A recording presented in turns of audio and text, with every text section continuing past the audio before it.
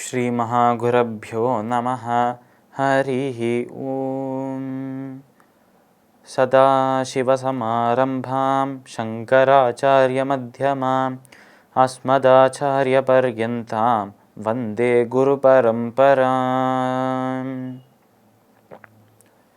GeM TV நண்பர்களுக்கு எனது வணக்கங்கள். இன்றைய நாள் அனைவருக்கும் இனிய நாளாக அமைய எல்லாம் வல்ல இறைவனை வேண்டி இன்றைய எம்மதமும் நம்மதமே நிகழ்ச்சிக்கு செல்வோம். இன்னைக்கு நம்ம ஸ்ரீமத் பகவத்கீதையிலேருந்து ஒரு ஸ்லோகத்தை விரிவான விளக்கத்துடன் பார்ப்போம். அபானே ஜுஹ்வதி பிராணம் பிராணே பானம் ததா பரே பிராணாபானகதி ருத்வா பிராணாயாம பராயணாஹ. இந்த ஸ்லோகம் ஸ்ரீமத் பகவத்கீதையின் 4வது அத்தியாயமான ஞான கர்ம சந்நியாச யோகத்தின் 29வது ஸ்லோகம். இந்த ஸ்லோகத்தில் கிருஷ்ணர் அர்ஜுனனை பார்த்து சொல்றார், இதுவரை யாகங்கள் அதாவது யஜ்ஞங்களின் ஒரு பட்டியலை இட்டு வந்தார். அந்த ஒரு பட்டியலில் அடுத்ததாக வர்றது பிராணாயாமம் என்று அழைக்கப்படும் ஒரு யஜ்ஞமாம். இந்த பிராணாயாமம் என்றால் என்ன, இதில் வரும் அந்த வாயுக்கள் என்னென்ன என்பதை பார்ப்போம் என்று முன்னாடி ஒரு வீடியோவில் பார்த்தோம். நம்ம இப்போ அதை கண்டினியூ பண்ணி பார்க்க போகிறோம்.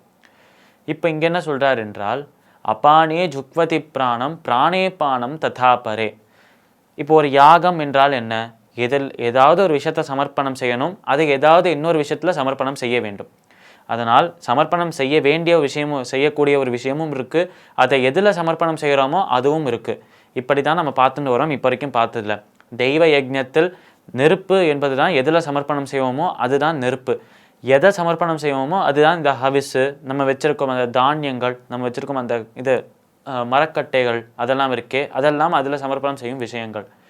எதை சமர்ப்பணம் செய்ய போகிறோம் என்றால் நம்மளே சமர்ப்பணம் செய்ய போகிறோம். எதில் சமர்ப்பணம் செய்ய போகிறோம் என்றால் அந்த பகவானின் தியானத்தில் சமர்ப்பணம் செய்வோம். அது 2வதாக பார்த்தோம். 3வதாக நம்ம பார்த்தது இந்த மாதிரி சம்யமம், கட்டுப்பாடு என்பது நெருப்பாக இருக்குது.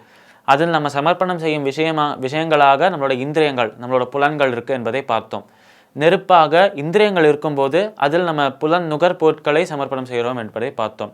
இப்படி ஏதாவது ஒரு விஷயத்தை சமர்ப்பணம் செய்யணும். சமர்ப்பணம் செய்யும் விஷயங்களை ஏற்றுக்கிறதுக்கு இன்னொரு விஷயமும் இருக்கணும். அதுதானே பார்த்துட்டு வரோம். இப்போ இந்த ஸ்லோகத்தில் என்ன சொல்கிறார் என்றால், 2 வாயுக்களை ஏற்றுக்கிறாராம். இந்த வாயுக்கள் என்று சொன்னால் காற்று என்று சில பேர் சொல்கிறார்.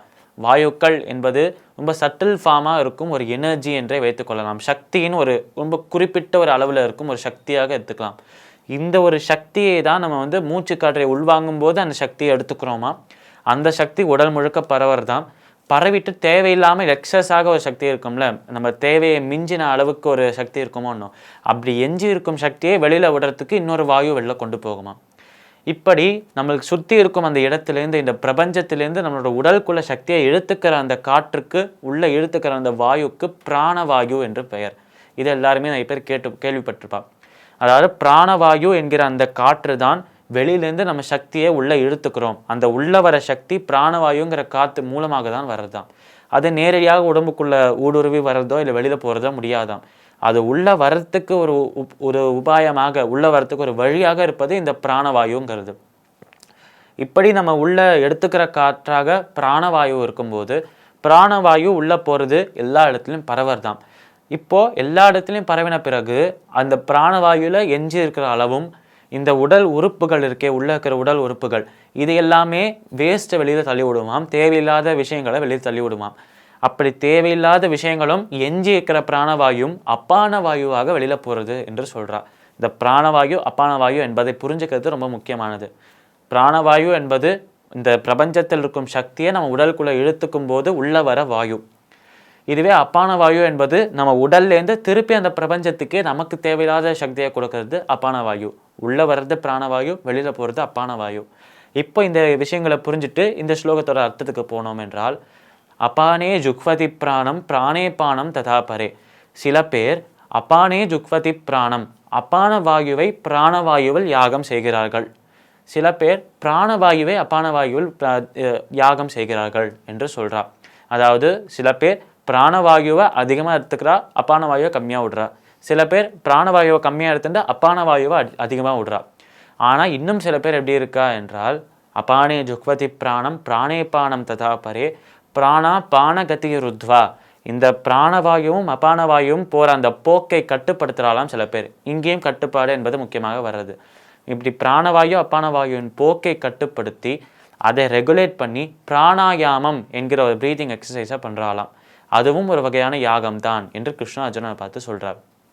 இப்படி பிராணவாயும் அபானவாயும் கட்டுப்படுத்துறதுக்கு பிராணாயாமம் என்ற ஒரு யாகம் இருக்கும்போது அதை செய்தால் அதுவும் ஒரு யாகமாக தான் இருக்கிறது. அது உடல் ஆரோக்கியத்தையும் தரும்.